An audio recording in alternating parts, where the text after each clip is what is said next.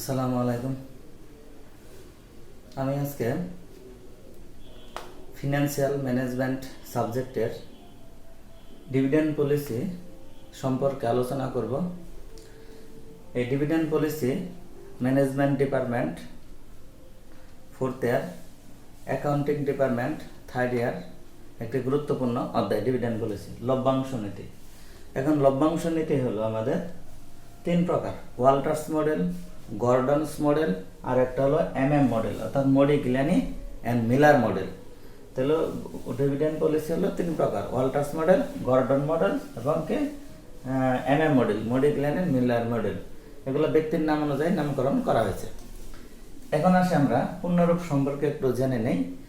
EPS, earning পার share, যেটাকে বলবো আমরা বাংলা অর্থ শেয়ার প্রতি উপার্জন বা শেয়ার প্রতি আয়। ডিপিএস, ডিভিডেন্ড পার শেয়ার, শেয়ার প্রতি লভ্যাংশ। ডিপিআর অথবা ডি/পি রেশিও, যেটাকে আমরা বলবো ডিভিডেন্ড পে আউট রেশিও, লভ্যাংশ প্রদানের অনুপাত। তারপরে হলো আর তো হলো রেট অফ রিটার্ন অথবা রেট অফ ইনভেস্টমেন্ট। কে হলো কস্ট অফ ইকুইটি বা কস্ট অফ কমন স্টক। আরেকটা হলো বিতে হলো রিটেনশন রেশিও, সংরক্ষিত আয়ের অনুপাত। এখন মনে করি একটা কোম্পানির টোটাল প্রফিট হলো বা ইনকাম হলো, ধরলাম হলো টাকা হলো 10,000 টাকা।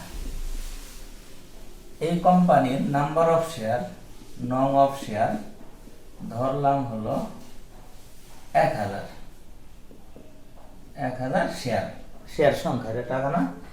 এখন আমরা ইপিএস যদি বের করি, ইপিএস হলো আর্নিং পার শেয়ার, প্রত্যেক শেয়ারের লাভ, প্রত্যেক শেয়ারের উপার্জন বা লাভ। ইপিএস হলো প্রফিট ভাগ নাম্বার অফ শেয়ার। প্রফিট হলো 10,000 টাকা আর নাম্বার অফ শেয়ার হলো 1000, তাহলে আসলে হলো আমাদের এখানে 10 টাকা। প্রত্যেক শেয়ারের লাভ, প্রত্যেক মালিকের লাভ এখানে হলো 10 টাকা। এখন মনে করি যে 10,000 টাকা লাভ হয়েছে, কোম্পানির সদস্য সংখ্যা, মালিক সংখ্যা হলো 5 জন, তাহলে 10,000 টাকা 5 জন বন্টন করে নেবে, তাহলে প্রত্যেক শেয়ারের লাভ হবে কিন্তু 2,000 টাকা করে। এখন মনে করি 5 জন মালিক, এই কোম্পানির লাভ হয়েছে মাত্র 500 টাকা, মালিক হলো 5 জন, তাহলে প্রত্যেক শেয়ার হোল্ডারদের লাভ হইতেছে কত টাকা? 100 টাকা করে। এটি হলো আর্নিং পার শেয়ার, প্রতি শেয়ারের, প্রত্যেক মালিকের প্রত্যেক শেয়ারের লাভ হলো আর্নিং পার শেয়ার। এখন ইপিএস হলো 10 টাকা। মনে করি ডিপিএস হলো ডিভিডেন্ড পার শেয়ার, ধরলাম টাকা হলো 8।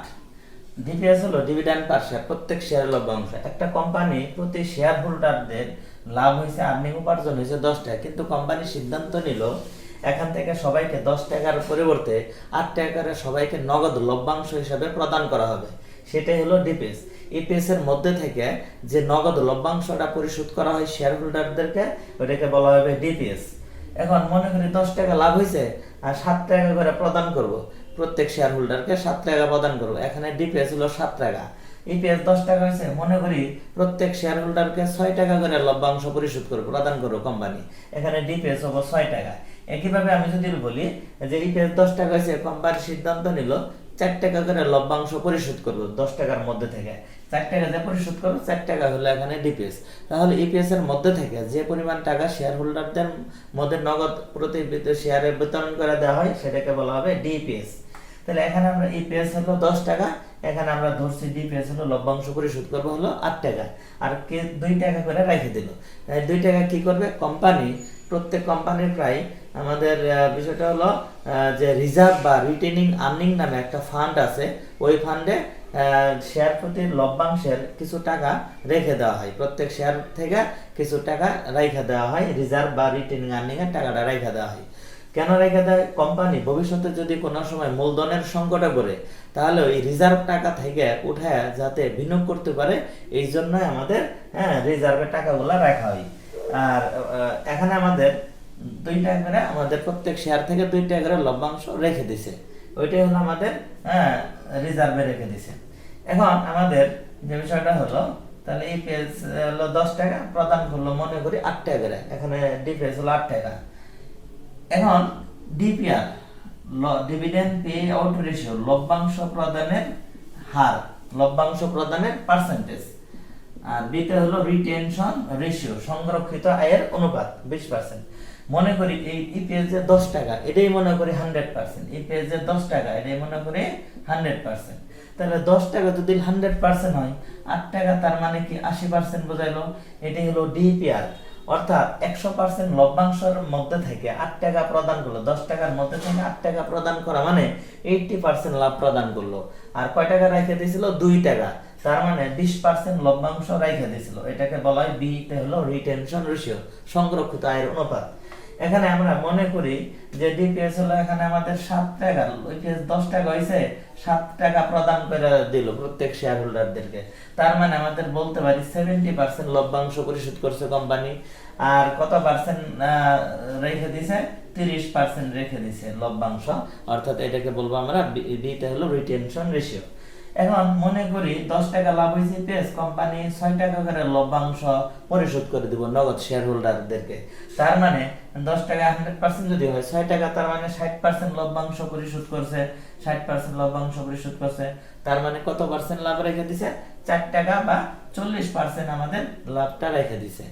তাহলে আমাদের যেটা হলো যে ইপিএস যত টাকা হয়েছে তা থেকে কত টাকা নগদ হিসাবে প্রদান করা হলো ডিপিএস, আর সেই ডিপিএস এর পার্সেন্টেজটা হলো কে বলা হয় DPR, dividend pay out ratio, লভ্যাংশের প্রদানের অনুপাত। ডিপিএসটা হলো টাকা, ইপিএসটাও টাকা, ডিপিআরটা হলো পার্সেন্টেজ। এখন এটাও কিন্তু বলা যায় যে আমরা যদি বলি ডিপিআর যদি 90% হয়, লভ্যাংশ পরিশোধ যদি কোম্পানি যদি 90% করে থাকে, আমরা তাহলে বি এর মান বলবো হলো বাকি হলো 10%, মানে লভ্যাংশ পরিশোধ যদি করে 90%, তাহলে রাইখে দিল রিটেনশন রেশিও হলো 10%। তাহলে আমাদের কখনো যদি আমরা ডিপিআরটা জানতে পারি, তাহলে অল্টারনেটিভ বিটা আমরা জানতে পারবো। কেমনে জানতে পারবো? 100% থেকে ডিপিআর এর মানটা বাদ দিলে রিটেনশন রেশিওটা কিন্তু পাওয়া যায়।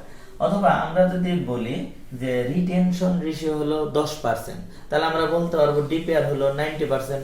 আমি যদি বলি রিটেনশন রেশিও 20%, তাহলে আমাদের ডিপিআর বলবো 80%। আমি যদি বলি রিটেনশন রেশিও 30%, ডিপিআর হলো আমাদের 70%। অর্থাৎ আমরা রিটেনশন রেশিও বি এর মানটা লভ্যাংশ কত রেখে দিছে সেটা যদি আমাদের জানা যায়, কত টাকা প্রদান করলো সেটাও আমাদের জানতে পারবো। অথবা কত ডিপিআর প্রদান করলো তার বাকি পার্সেন্টটুকু কতটুকু রেখে দিল, এটা রিটেনশন রেশিও বি আমরা জানতে পারবো। আর তে হলো রেট অফ রিটার্ন বা রেট অফ ইনভেস্টমেন্ট, বিনিয়োগ উপার্জন হার, লাভের হার বলতে পারি। একটা কোম্পানি মনে করি বিনিয়োগ করলো 1 লাখ টাকা, বিনিয়োগ করলো, ইনভেস্ট করলো 1 লাখ টাকা ইনভেস্ট করলো মনে করি। তো সেই ক্ষেত্রে 1 লাখ টাকা ইনভেস্ট করে ইনকাম করলো মনে করি হলো 10,000 টাকা ইনকাম করলো।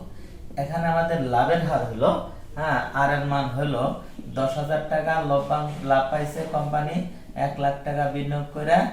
এখানে আমাদের পার্সেন্টেজ হলো 100 তে গুণ দিলে পার্সেন্টেজ অর্থাৎ 10%। একটা কোম্পানি মনে করি 1 লাখ টাকা বিনিয়োগ করছে, লাভ করছে 20,000 টাকা, তার মানে আমাদের লাভের হার বা আয়ের হার হলো আমাদের 20% হলো। অর্থাৎ একটা কোম্পানি যত টাকা মোট বিনিয়োগ করবো তা থেকে কত ইনকাম করলো, উপার্জন করলো, তার পার্সেন্টেজটাকে বলা হয় আমাদের রিটার্ন, মানে আয়ের হার, লাভের হার। কে হলো cost of equity, cost of common stock capitalisation rate, অথবা শুধু কস্ট অফ ক্যাপিটাল। কে বলতে আসলে কি বুঝি এটা আমাদের আগে বুঝতে হবে। এখন মনে করি একটা একই জিনিস এক পক্ষে আয় আরেক পক্ষে ব্যয়, এটা আমাদের জানতে হবে। কোন শ্রমিকদের যদি কোনো কাজ করায়, দিন শেষে যে 500 টাকা তাকে পারিশ্রমিক দিব, এই 500 টাকা তার জন্য হলো আয়, আর 500 টাকা আমার পক্ষ থেকে যে চলে গেল এটা আমার জন্য হলো ব্যয়। একইভাবে কোম্পানি থেকে মনে করি 100 টাকা দিয়ে একটা শেয়ার কিনা হয়েছে, 100 টাকার বিনিময়ে একটা শেয়ার কিনা হয়েছে। কোম্পানি এই 100 টাকা খাটায় আমাকে বছর শেষে 10 টাকা ডিভিডেন্ড দিবে, লভ্যাংশ দিবে মনে করি। এই 10 টাকা যে ডিভিডেন্ড দিবে, এই 10 টাকা যে আমি শেয়ার হোল্ডার হিসেবে আমি যদি পাই, এটা হলো আমাদের জন্য লাভ, আমার জন্য লাভ। কোম্পানির জন্য এই 10 টাকা যে কোম্পানি থেকে দেওয়া হলো, কোম্পানির পক্ষে এটা হলো ব্যয়। তাহলে 100 টাকার বিনিময়ে আমি 10 টাকা যদি লভ্যাংশ পাই, তাহলে এখানে আমরা লাভ পাইলাম, আমি শেয়ার হোল্ডার হিসেবে 10% লাভ পাইলাম।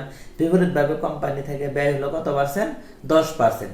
100 টাকার বিনিময়ে 10 টাকা লাভ, মানে 10% আমি লাভ পাইলাম শেয়ার হোল্ডার, কোম্পানি থেকে 10% কি হলো? ব্যয় হলো। এই 10% কোম্পানি শেয়ারের বিনিময়ে যে লভ্যাংশটা প্রদান করতেছে তার পার্সেন্টেজটা হলো আমাদের হলো কেই। মনে করি 100 টাকার একটা শেয়ার কিনছি, কোম্পানি বছর শেষে 12 টাকা লভ্যাংশ পরিশোধ করে 12 টাকা লাভ দিব। তার মানে 100 টাকায় 12 টাকা লাভ মানে 12% আমাকে লভ্যাংশ দিল। আমি যে 12% পাইলাম আমার জন্য এটা হলো আয়, কোম্পানির পক্ষ থেকে 12% হলো ব্যয়। তাহলে একটা কোম্পানি শেয়ারের বিনিময়ে যে লভ্যাংশ প্রদান করে তার পার্সেন্টেজটাকে বলা হয় কি কস্ট অফ কমন স্টক বা কস্ট অফ ইকুইটি। তাহলে আমরা বলছিলাম যে এখানে ডিভিডেন্ড পলিসি হলো 3 প্রকার, ওয়াল্টার মডেল, গর্ডন মডেল আর হলো কি এমএম মডেল। এখন আমি কিছু ওয়াল্টার এন্ড গর্ডন মডেলের করব অঙ্ক। এখানে বলা হয়েছে ফ্রম দ্য ফলোইং ডাটা, তথ্যগুলো অনুসরণ করো। আর্নিং পার শেয়ার ইপিএস হলো 20 টাকা, প্রত্যেক শেয়ারের লাভ হয়েছে 20 টাকা। ডিভিডেন্ড পে আউট রেশিও লভ্যাংশ প্রদানের অনুপাত হলো 80%, অর্থাৎ 20 টাকা যে প্রতি শেয়ারে লাভ হয়েছে এখানে 20 টাকায় দিবে না, 80% লভ্যাংশ কোম্পানি পরিশোধ করবে। এখানে রেট অফ রিটার্ন, লাভের হার কোম্পানির হলো 12%, কস্ট অফ ইকুইটি কোম্পানির ব্যয়ের হার হলো 10%। এখানে বলছে ক্যালকুলেট, বের করো প্রেজেন্ট মার্কেট, প্রেজেন্ট বর্তমান অথবা কারেন্ট বলা থাকতে পারে, বর্তমান মার্কেট প্রাইস অর্থাৎ শেয়ারের মূল্য বের করো, বর্তমান বাজার মূল্য বের করো। কোন কোন মডেল অনুসারে বের করতে বলছে? ওয়াল্টার্স মডেল এবং গর্ডনস মডেল অনুযায়ী শেয়ারের বর্তমান বাজার মূল্য বের করতে বলছে। এখন আমাদের ওয়াল্টার্স মডেল আর গর্ডন মডেলের সূত্র দেওয়া আছে, আমরা সমাধান শুরু করব। এখন আমরা সলিউশন যদি আমরা বের করি, এখানে আমাদের তাহলে আমরা লিখব calculation of present market price per share Walters model. Walters মডেলের সূত্র লিখব P0 সমান DPS প্লাস R ভাগ KE, ব্র্যাকেটে হলো EPS মাইনাস DPS, নিচে হলো KE। এখন আমরা হেয়ার করব, এখানে আমাদের DPS খুঁজতে হবে। এখানে কিন্তু DPS কিন্তু নাই। DPS বের করার সূত্রটা হলো যে EPS গুণন DPR, EPS গুণন DPR। EPS হলো 20 টাকা, DPR হলো 80%, তাহলে আসলো 16 টাকা। তারপরে হলো আর এর মান লাগবে, আর এর মান হলো 12%, আর 0.12 ভাঙাই নিতে হবে পার্সেন্ট গুলা। কে এর মান লাগবে, কে এর মান আছে 10%, 10% এর বাঙালি 100 যে কোনো পার্সেন্টকে আমরা জানি 100 দিয়ে ভাগ দিতে হয়, 10% 10। তারপরে হইতাছে লাগবে হলো ইপিএস এর মান লাগবে, ইপিএস হলো 20 টাকা। এখন এই প্রাপ্ত মানগুলো আমাদের এই সূত্রে আমরা বসাবো। ডিপিএস হলো 16 টাকা প্লাস আর এর মান হলো 0.12, কে এর মান 0.10, ইপিএস 20 মাইনাস ডিপিএস 16 আর কে এর মান হলো 0.10।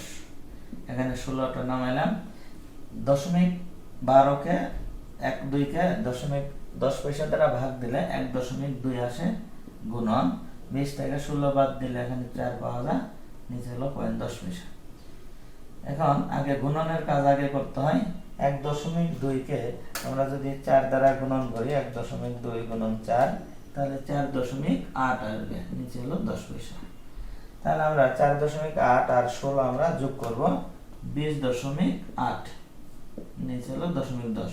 এটাকে যদি আমি ভাগ করি তাহলে 208 বের হবে। 0.10 দ্বারা ভাগ দিলে 208, অর্থাৎ শেয়ারের বর্তমান বাজার মূল্য ওয়াল্টার মডেল অনুযায়ী 208 টাকা বের হলো। এখন আমরা এটা গর্ডন মডেল করব, গর্ডনস মডেল। এখন আমরা গর্ডন মডেলের সূত্রটা হলো P0 সমান EPS ব্র্যাকেটে 1 মাইনাস B, নিচে হলো K minus B into R। আমরা একটু হেয়ার করব।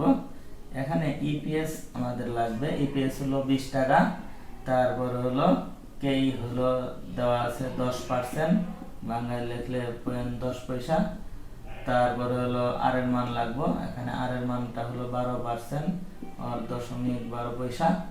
তারপরে বি তে হলো বলছিলাম রিটেনশন রেশিও, সংরক্ষিত আয়ের অনুপাত, মানে কত পার্সেন্ট লাভ রাইখে দিল। আমাদের এখানে বলা হয়েছে লভ্যাংশ প্রদানের পার্সেন্টেজ হলো 80%, তার মানে লভ্যাংশ রাইখে দিয়েছে 20%, এটা হলো রিটেনশন রেশিও। তাহলে বের করার সূত্র হলো 100% মাইনাস ডিপিআর, 100% থেকে ডিপিআর এর মান বাদ দিলে আমাদের রিটেনশন রেশিওটা বের হয়, অর্থাৎ 20%, বাংলায় লিখলে 0.20 পয়সা। তাহলে এখন আমরা ইপিএস এর মান বসাইলাম 20, 1 মাইনাস বি এর মান হইতাছে 20 পয়সা, কে এর মান হইতাছে 10 পয়সা, বি ইনটু আর, বি এর মান হইতাছে 20 পয়সা গুণন আর এর মান হইতাছে 12 পয়সা, ব্র্যাকেট আটকে দিলাম। এখন উপরে হলো 20 গুণন একটা কথায় 20 পয়সা ক্যালকুলেটর বাদ দিলে 0.8 অথবা 80 পয়সা লিখতে পারি। তারপর নিচে হলো 0.10 মাইনাস দুইটা আমরা গুণন করব। 0.20 কে 0.12 দ্বারা ভাগ, 0.20 কে 0.12 দ্বারা আমরা ভাগ করব 0.024। উপরে দুইটা যদি গুণন করি এখন আসবো 16 টাকা 16, নিচে হলো 10 থেকে আমরা 10 পয়সা থেকে এটা বাদ দিব, 0.10 পয়সা বাদ দিলে 0.076।